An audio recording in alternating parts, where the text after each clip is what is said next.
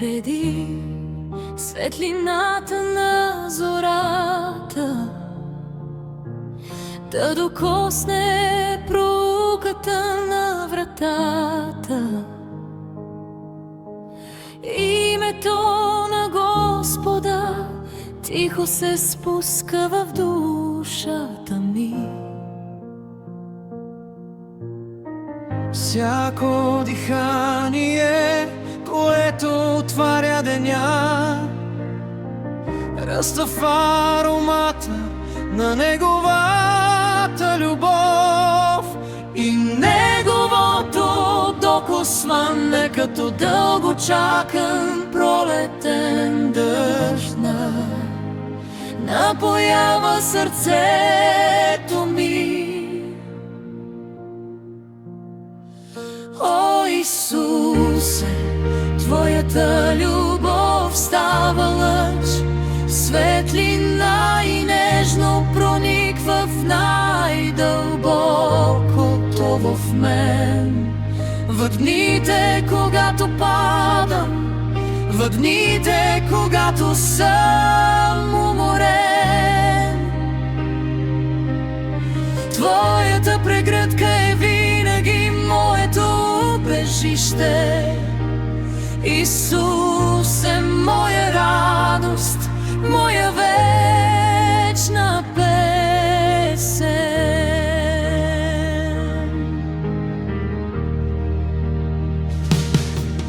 Дори когато се губех по тъмния път, Господ ме намери пръв. Върху стъпките разклатени от тежестта на сълзите,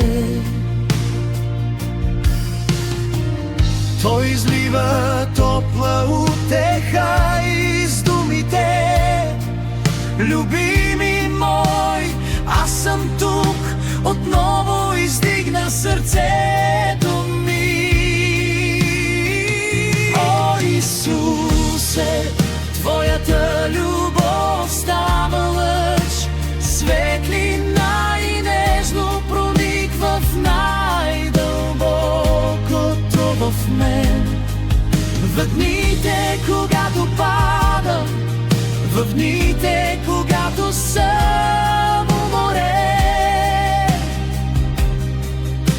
Твоята прегръдка е винаги моето убежище. Исус е моя радост, моя вечна песен.